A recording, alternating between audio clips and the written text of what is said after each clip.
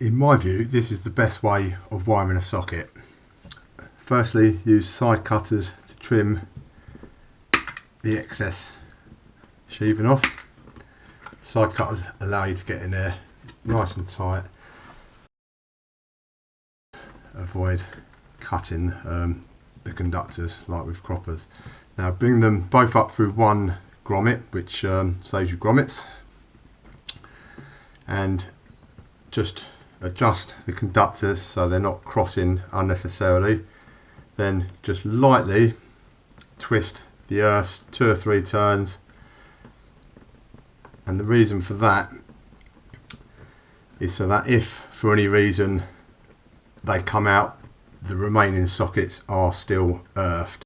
It shouldn't do, but it might be a client or decorator or someone messes about with it, and it comes out, at least the rest of the sockets are still earthed. So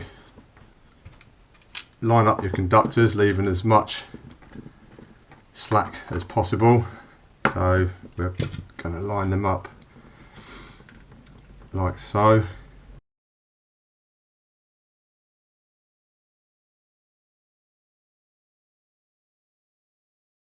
If you've got the space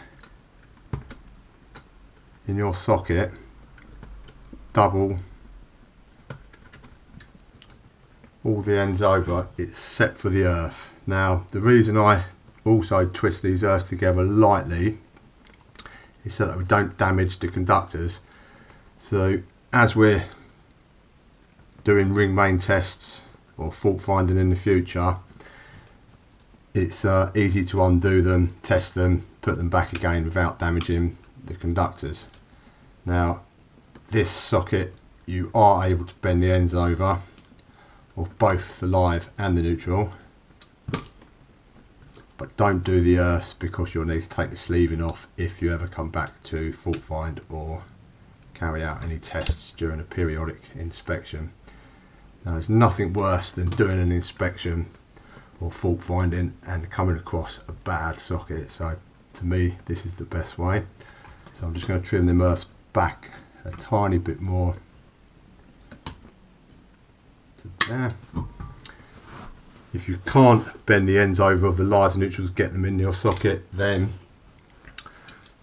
just put them singly. And if you're doing a single cable, always bend the ends over. Now you need to make sure the copper's long enough so that it touches the back, so you know you can't go any further, and yet you need to see the copper coming out just a tiny bit so you know you're not screwing into the insulation.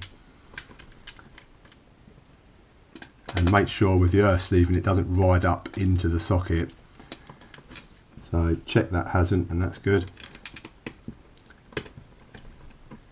So they're in as far as they can go. I can see the copper still, so I know it's a good termination.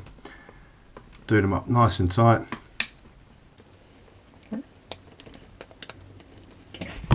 And you can see there's just enough slack in there, so if you need to redo it, change the socket at a later date, you've got enough to do that. If there's ever a problem, you can re-terminate it, and you can also now just dress cable in there so there's no pressure, no strain on the cables where they terminate into the socket.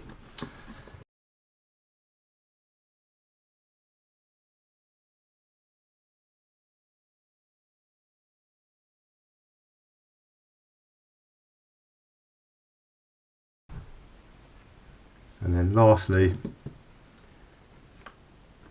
get your spirit level. See, I've got tape along there so I can put it on the newly painted wall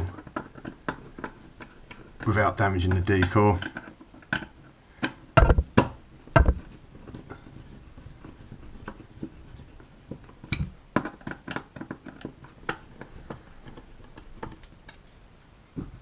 And hopefully the next person that takes that off will be pleasantly surprised.